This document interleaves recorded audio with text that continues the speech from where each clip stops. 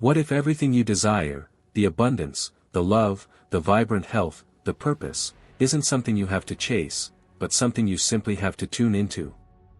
For decades, a scientific secret has been hiding in plain sight, locked away in quantum physics labs.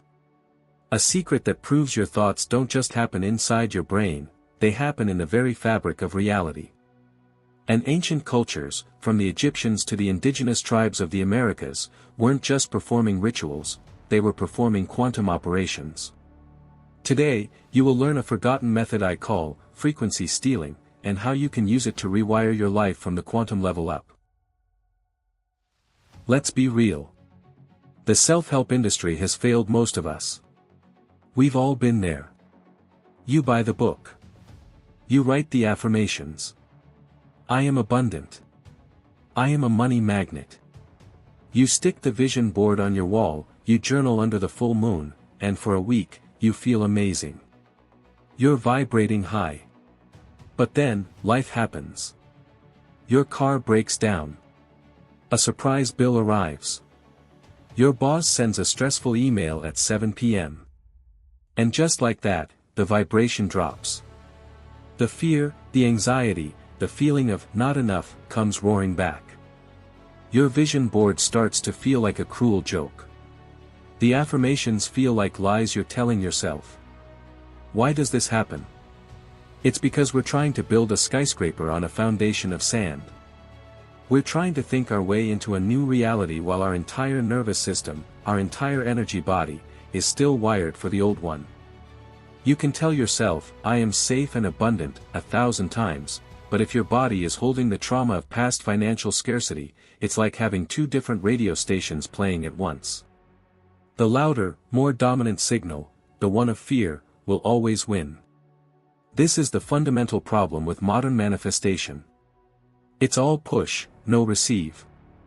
We are trying to broadcast a signal of what we want, but we haven't first become the receiver for that signal. Think of it like this: you can scream into a walkie-talkie all day, but if the other person has their device turned off, they will never hear you.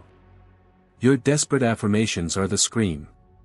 Your subconscious, energy-level belief is the off switch. This creates a cycle of spiritual burnout.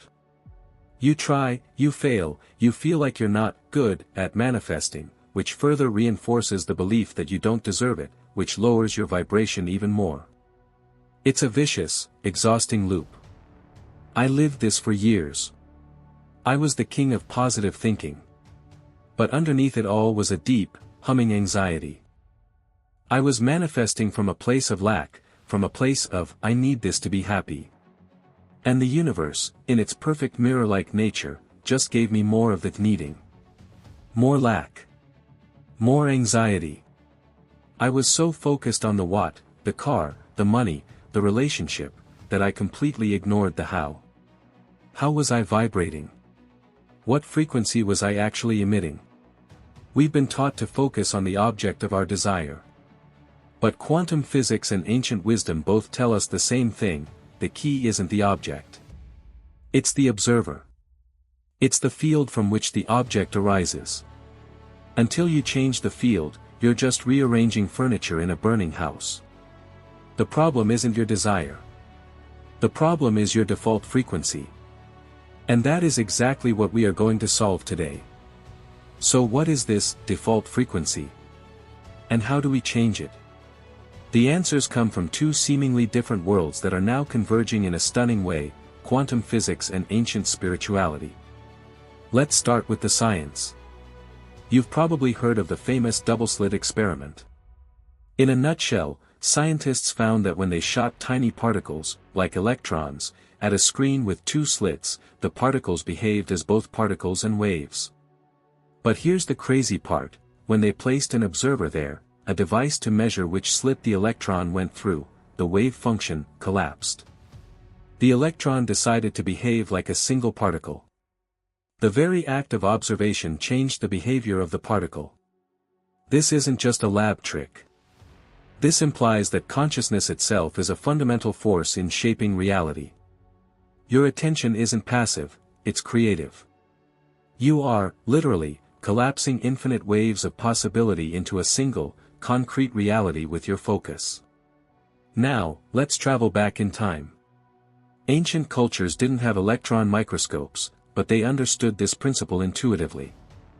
They called it by different names: prana, chi, mana, the life force. They knew that an invisible energy field connected all things. A shaman in the Amazon would go into a trance to see the spirit of the animal before the hunt, not as superstition, but as a way to connect with and influence the probability field of reality. An Egyptian priest performing a ritual in a temple wasn't just praying to a statue, he was using specific sounds, geometries, and focused intention to vibrate at the frequency of the god he wished to embody, to collapse the wave of that god's power into his reality. They were all frequency stealing. They understood that you don't create abundance from scratch. Abundance already exists as a potential in the quantum field. You don't create perfect health. Perfect health is the default state of the universe. These states are all frequencies, like radio stations already broadcasting. You can't build the radio station. But you can steal its signal. You can tune your own internal receiver, your mind, your body, your energy, to vibrate in harmony with it. This is the discovery that changes everything. Manifestation is not about begging the universe for what you don't have. It's about embodying the state of already having it, so completely that the universe has no choice but to reflect that state back to you in physical form. You are not a beggar. You are a master tuner, and your consciousness is the dial. The problem we identified in Section 1, the mismatch between your thoughts and your energy, is solved when you stop trying to think your way up, and start using your body and feelings to vibrate your way there. You steal the frequency of your future self, and in doing so, you become them. Okay, so how do we actually do this? How do we steal a frequency? I'm going to give you a simple, 3-step process. It's deceptively simple, but it requires more than just intellectual understanding. It requires embodiment. Step 1, the quantum inventory. You cannot change a frequency you are not aware of. So, we start with ruthless honesty. For the next 24 hours, I want you to become a scientist of your own energy. Carry a small notebook or use your phone. Every few hours, stop and ask, what is my dominant emotional frequency right now? Don't judge it. Just name it. Is it anxious? Is it resentful? Is it joyful? Is it sluggish? Write it down. Also, notice the physical sensations that go with it. A tight chest. A knot in your stomach. Lightness in your heart. This is your baseline data. This is station KFR or station NOTENOUGH. You need to know what station you're currently broadcasting from before you can change the dial. Step 2, the future frequency scan. Now, decide on one specific frequency you want to steal. Let's say it's unshakable confidence. Don't just think about the situations where you'd be confident. Your job is to feel into the very energy of unshakable confidence. Close your eyes. Take 3 deep breaths. Now, ask your body, what does unshakable confidence feel like in my physical form? Does it feel like a straight spine? Relaxed shoulders? A slight smile on the lips? A warm, solid feeling in your core? A specific rhythm of breath? This is the somatic signature of that frequency. You are downloading the blueprint of the signal you wish to steal. Step 3, the 90-second hijack. This is the core, stealing, technique. Neuroscience tells us that an emotion, when felt fully in the body, only has a biochemical lifespan of about 90 seconds. It's our continued resistance to it that keeps it stuck. We're going to use this. Throughout your day, whenever you notice you're tuned into a low-frequency station, like anxiety from your quantum inventory, you will hijack it. Here's how: stop what you're doing. Close your eyes. Feel the low-frequency emotion fully in your body for just 90 seconds. Don't fight it. Just feel the tension, the heat, the discomfort. As you feel it, in your mind's eye, see it as a static, fuzzy signal. Now, After 90 seconds, consciously switch. Recall the physical feeling of your future frequency from step 2, the straight spine, the warm core, the relaxed smile. Breathe into that new posture. Embody that new feeling for another 90 seconds. You are literally forcing your body to change its broadcast. You are not repressing the old frequency, you are consciously overriding it with a new, more powerful one.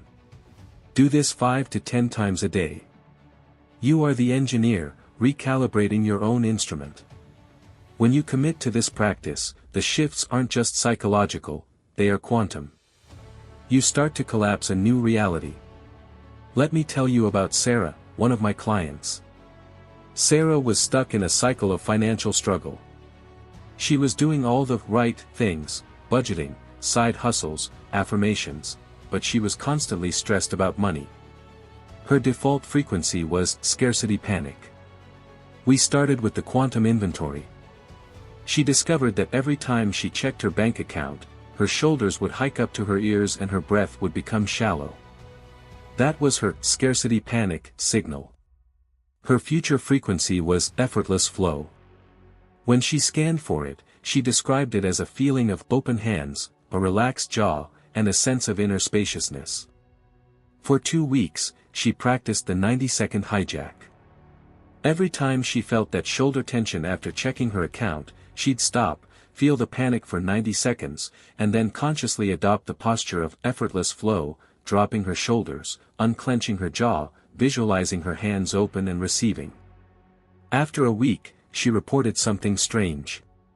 An old friend, out of the blue, called and offered her a small, simple freelance project that was perfectly in her skill set. It wasn't a life-changing amount of money, but it was easy. It felt like flow. The next week, she found a forgotten check in an old book. Again, not a fortune, but it was unexpected. The universe was testing her new frequency with small, easy wins. The big shift happened in her mindset. She stopped seeing money as a terrifying monster she had to control and started seeing it as a friendly energy that flowed to and from her.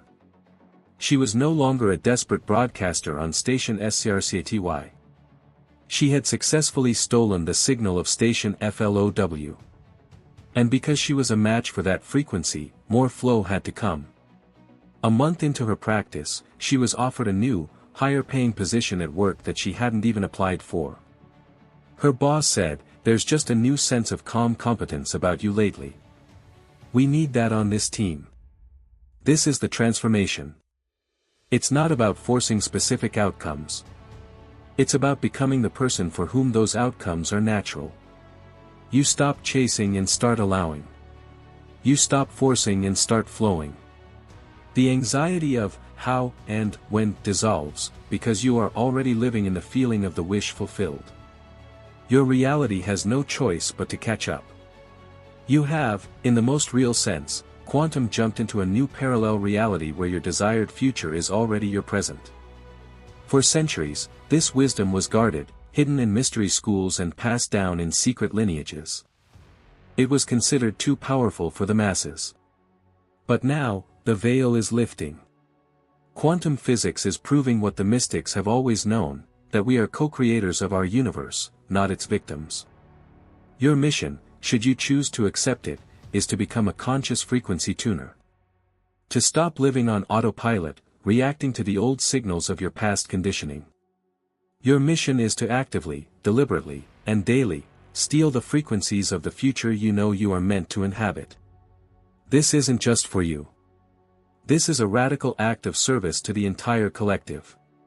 Because when you raise your vibration, you don't just change your own life. You make it easier for everyone around you to access that frequency. Think of it like a Wi-Fi network.